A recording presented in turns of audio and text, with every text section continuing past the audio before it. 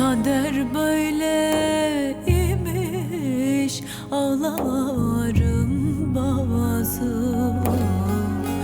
Gönül hey sebebime.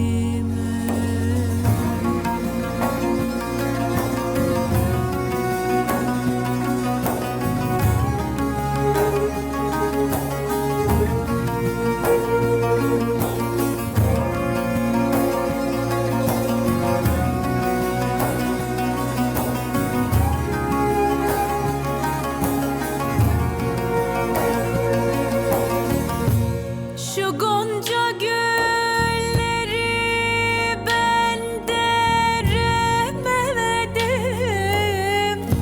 çifte bülbülleri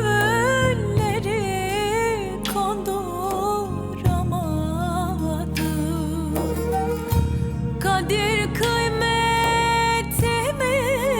bildiremedim. Alnıma yazılmış bu kara yazı.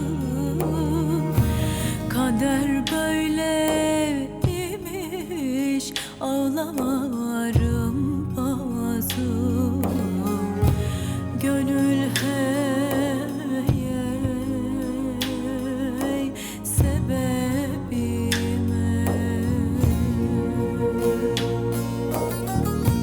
Kadir kıymetimi bildiremedim. Alnıma yazılmış bu kara yazı.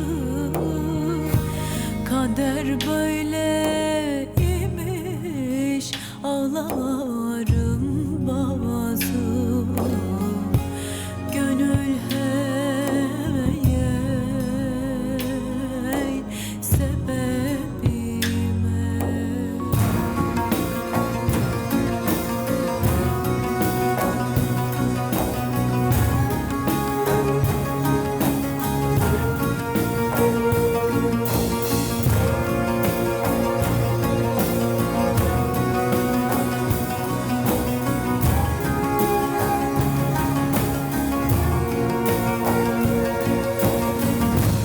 Geceleri uyku girmez gözüme, zalim yastık diken oldu yüzüme. Uyma dedim, uydu eller sözüne. Alnıma yazılmış bu kara yazı. Kader böyleymiş, ağlarım bazı. Gönül hey sebebime.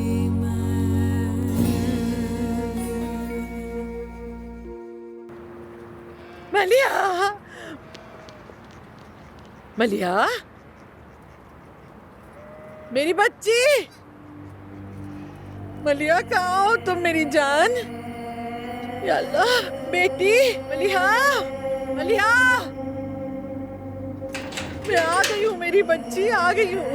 हाय, हुरिया, हुरिया, यास्मीन, कहाँ है वो? तुम्हारे घर पे है क्या? वो यहाँ बैठकर तुम्हारा इंतजार कर रही थी, लेकिन पता नहीं कहाँ चली गई। क्या कह रही हो? रोका क्यों नहीं तुमने उसे?